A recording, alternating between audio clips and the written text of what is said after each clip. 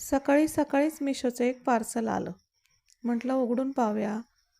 त्यामध्ये मी माझ्या दीदीसाठी एक येलो कलरचा ड्रेस मागवला होता. कारण की आमच्या घरामध्ये एक लग्न कार्य आहे.